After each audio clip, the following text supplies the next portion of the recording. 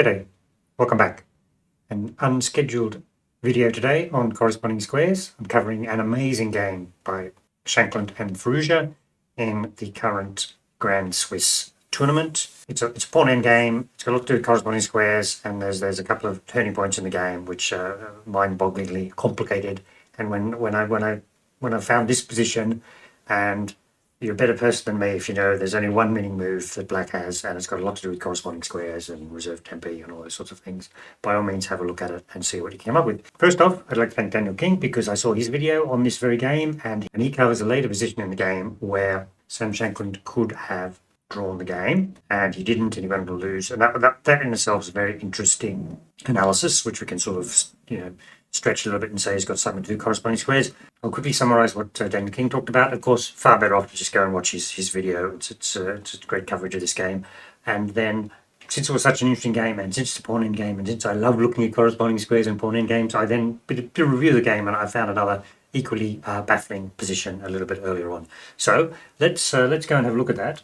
Here's my capture screen. There's the position, and we're going to use Nibbler to actually look at this game between Shankland and Firouzja and use it to quickly highlight the interesting moments of the game. Now, if you followed my different sort of video playlists, I've actually done a lot of finding people's errors and having a look at what the errors cause them and what themes we can learn from it. With that, I send a database of games in. I use a Scoutfish to look for games with errors in them. I refer to the table base and all that sort of stuff. But this one, if you're just looking at one game, this is sort of the way I'd look at things, right? I don't have time to analyze it myself, so I use the engine. So I'm going to use Nibbler this time. Normally I'd use Skid versus PC with the Stockfish window open, but Nibbler's pretty cool looking. We saw that quite recently. Now, I've got this running on 10 threads, and I just want to point out I did a recent video on nodes per second. Here I'm getting 27 million nodes per second, and this sort of emphasizes my point that when it's a simplified position, the nodes per second absolutely go through the roof. And if you're looking at this position, you can see that saying basically black has a bunch of winning moves here. Obviously king takes h2 would be the move that would be played, and Sam Shankland was right. So what I'm going to do is we're just going to go backwards, and we'll have a look at how this game evolved. Okay, you can see this is all. You can see in this situation, Firouzja broke through to the king side with a tempo move, h5 to h4 still in reserve. We'll go into that in a bit more detail. So that's a winning continuation. And then, oh, look at that! This is the turning point. This is what Daniel King studied in great detail, and I'm going to sort of do a very quick summary of it. That in this position, white should block black's king advance to the king side, and there's more to it that, but he can hold the position, right? So, but what he did is because he took that, as we go backwards, you can see that taking the pawn was a losing move, and in fact, he shouldn't take the pawn, and he should look to get counterplay on the, would you believe it, the b6 pawn. Totally amazing. Okay, so let's keep on going backwards and see how this game evolved before then. You can see this position's all drawn, so Sam is under quite a bit of pressure. He's a pawn down, shouldn't really matter, although it does give plenty of tempi moves to black, but you can see that he can hold out. We'll look at not this particular position, but the corresponding squares in the E and F files in particular become pretty important for the continuation of them. Okay, so we go back to an earlier position where Firouzja had his king in a very advanced position once again. You can see this position is drawn.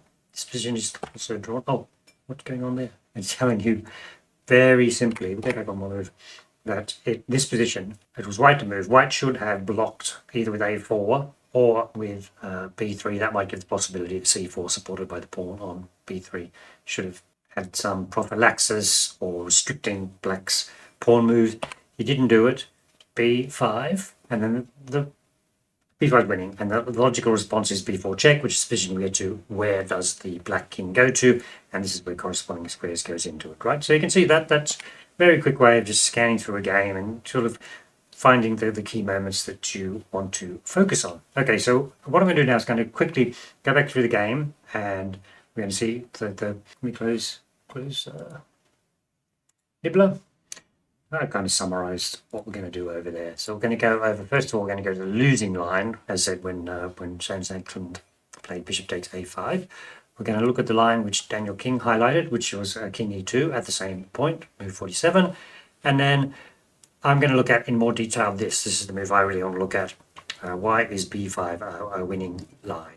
And You can see I've highlighted a few of the things there, the number of tempo moves which black has in reserve, which affects whether he gets stuck in the corner when he takes the white pawn on h2, and then a lot of different sort of possibilities on whether black can win on the queen side, or white can create enough counterplay on the queen side too. So I've got the Skid vs PC page opened up there, and let's go to the losing line as played by Sam Shankland and have a look at what is going on there.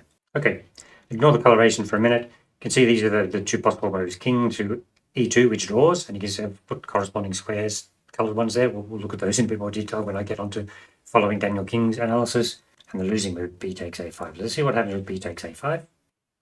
Obviously black has to recapture, and you can see the problem which white has now. Black has a tempo move, so if black can take the h2 pawn, then he'll be winning because he'll be able to get his king out of the corner. And there's a couple of lines you can consider here.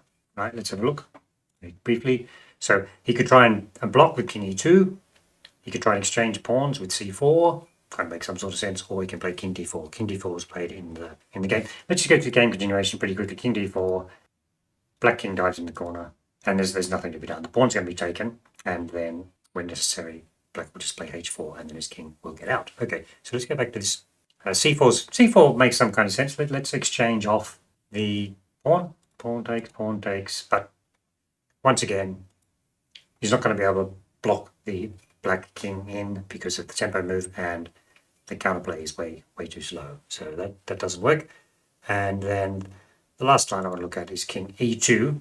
Now the problem is in other lines, that's the corresponding squares, but not in this line. A lot of moves win. I think the most logical one is just king to e4. Okay, so I've highlighted the fact that now, ideally, this would be corresponding square 1 and corresponding square 2 for white, right? He wants to block, as I've highlighted there, the black king wants to penetrate into d3, and the black king wants to penetrate into f3, and he must give way. And you can see what happens if white goes to d2, then black will go to f3 and dive in and pick up the h pawn. But on the other hand, if white goes to f2, then black will just pick up the c pawn and be easily winning. I think that's pretty clear. So that's why actually exchanging the pawn wasn't such a dumb thing to do. But you can see in all these lines because of the advanced king position, and if white could just hold it there, you know, maybe he'd have some chances, but he has to move. So it's a typical kind of zugzwang type of position, and there's no way out of it. Okay, so that's quite interesting. There's no way out of it because, you know, black retains one tempo move there as well. If he didn't have the tempo move, his pawn was on h4, then actually this could be a sort of a different kettle of fish. Okay, so that's the game continuation. A little bit of time on Daniel King's drawing move, which is king e2 before taking the pawn on a5. Remember, this was the position, and then I've highlighted it there that actually I've highlighted that as corresponding squares. Play king e2, let's just put it on the board. Now it's different. So let's have a sort of a look at this position. So luckily, that's the right word, white always has this square covered. So black has to break through normally on the f3 square. And obviously we're covering the f3 square. That's why I call these corresponding squares. And let's see what black could be doing here. I mean, black doesn't want to take the b pawn because that could be quite bad. And the idea is, how does he create a breakthrough? King e4 looks like the most logical move here. So we're just continuing the line here, king e4. And now the move you have to play, there's only one move that draws, which is f5, push f5, right? Now the point is that fixes this b6 pawn, which will become very important. And it also kind of gives the move back to black. Yeah, okay, so let me just, in this position, let's just remove some of the color. You've got white covering that square and that square with his pawns, and that's preventing black's king getting through. And basically what you've got is let's say these squares there and there, also there, but not very likely. And then we just map up f1s where we're covering it, and if you go back a row, because one of the things that black can do, one of the suggested lines is actually backing back to king f5. Okay, well, if we go to king f5, then we would just pop up to king f3, and if he goes back to e5, then we'll just pop up to e3. We don't go any further forwards, because if black now goes back to these rows, we can't go to e4 because of the pawn, and in that case we would then drop back to these squares, so that then if black advanced again to e5 or f5, we could then step back up to e3 or f3. So we've basically got this layout of corresponding squares on the e and f files. Black can break the deadlock with h3, and he can break the deadlock with c4. So let's look at both of those lines in turn. First of all, let's just quickly look at what happens if he plays h4, giving the turn, move back to white, seeing what happens with white. Now, I think my coloration is going to go, so sorry about that. Now the move is, you've got to block this side. You can't let black get into f3, but now there's a big difference with this run over to the king's side and taking h2 pawn, is that black does not have a tempo move, so that's not good. That's a draw. Future's even suggesting d4. I want to see what our d4 draws. Going to stalemate himself, is he?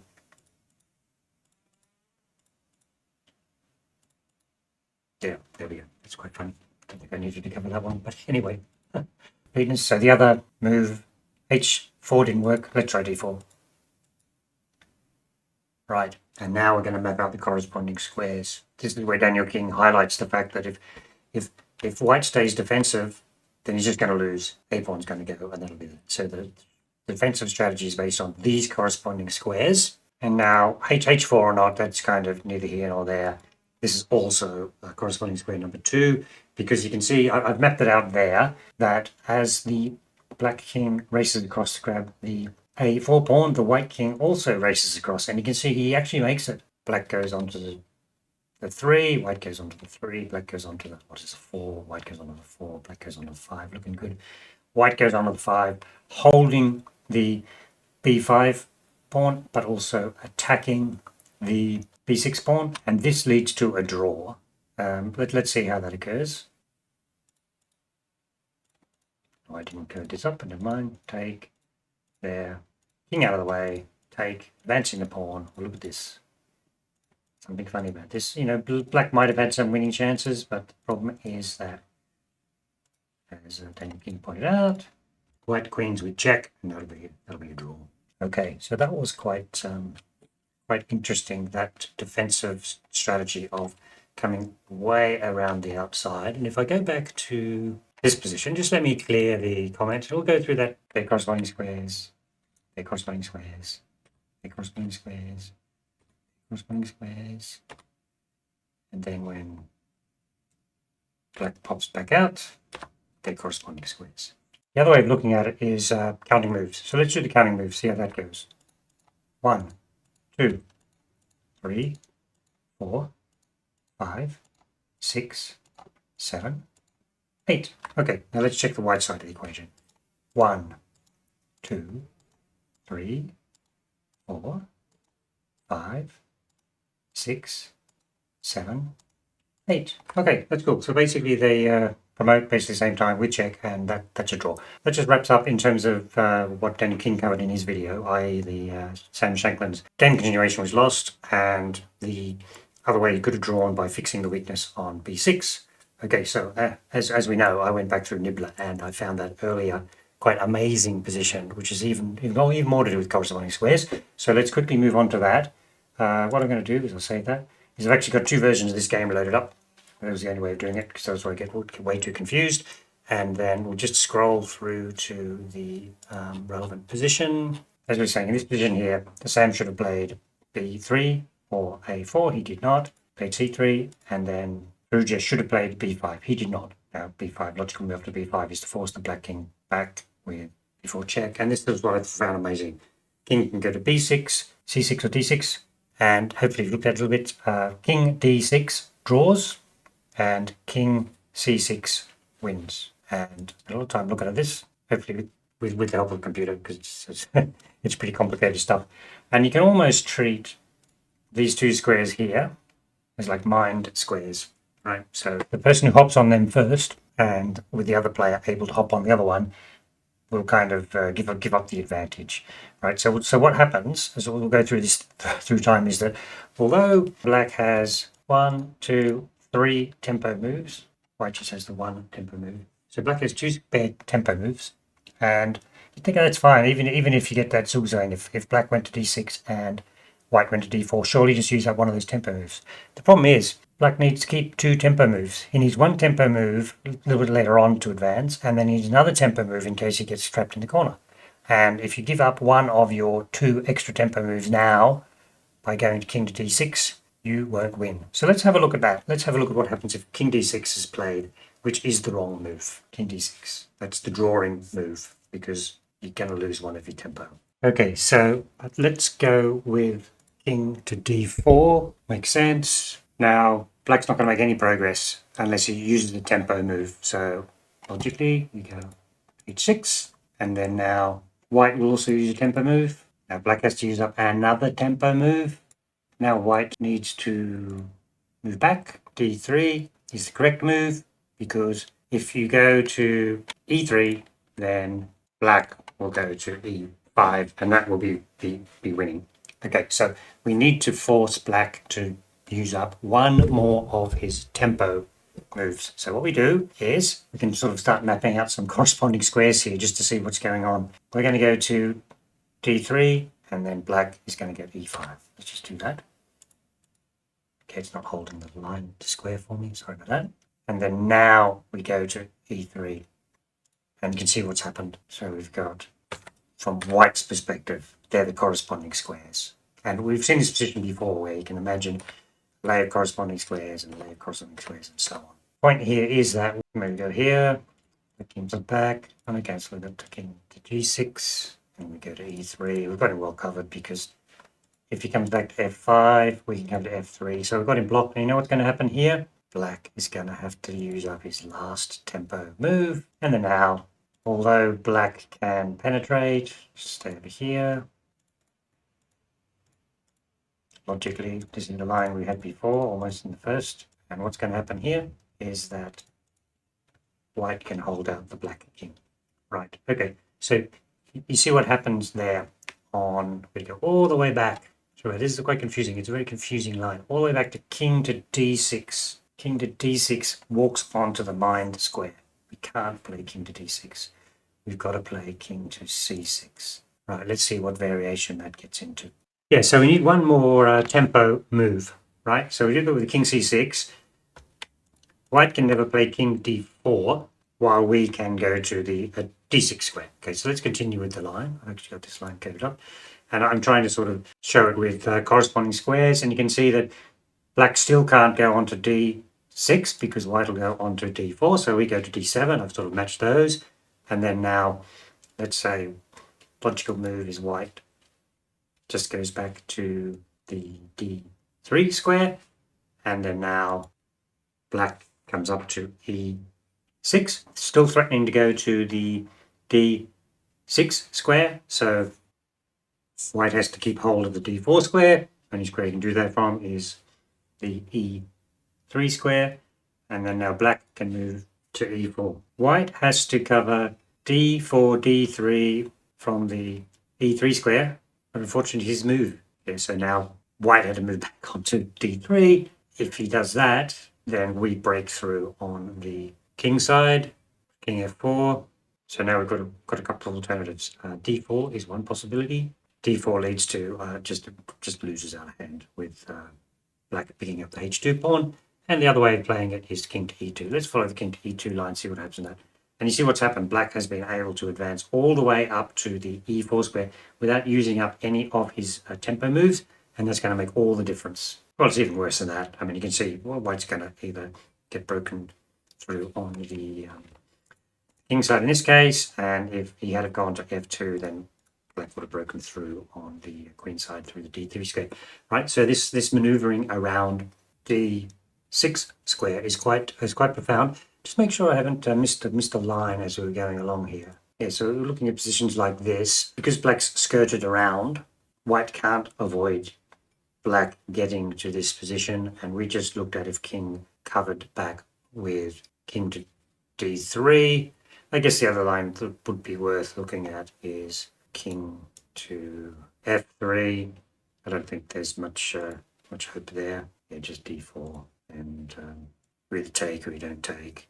But white is going to be beaten on the queen side. I just want to, let's go back one move. I'll just say this. This position, black to move, black is winning. Okay, but let's have a look at what happens if black had exhausted all of his tempo moves. So let's do that. I'll just edit setup board. Don't save. Hope I didn't lose too much stuff up there. And we're just going to take this black pawn there and going to stick it there. And now we let the engine do its stuff. And this is drawing. So let's have a look what happens if we play d4. For instance, right? d4 takes. There. Now we can do a pawn counting exercise, but I think you get the gist of the fact that, well, it doesn't really matter. We'll grab that. Pawn starts running. And we can push out b pawn, and you can see this is going to be draw because they all queen, and pretty unlikely black will be able to win with the resulting position. Anyway. That was just another way of thinking about why those tempo moves are important, because the further up the black pawns are, the quicker white can gobble them up and then his own pawn can advance. Okay, so I thought that was quite interesting. So just on here, you can see I've sort of done this summary here. The losing line, bishop takes a5, and then the drawing line, king e2, corresponding squares and the counting, and then an earlier winning line, which is b5. And the main thing is that in this one, it was very much corresponding squares around that sort of the d4 to d6 neutral zugzwang square. Okay, great. Yeah, I hope you enjoyed looking at this sort of off-the-cuff analysis of this very interesting game, which was recently played in the Grand Swiss. Thank you very much for watching.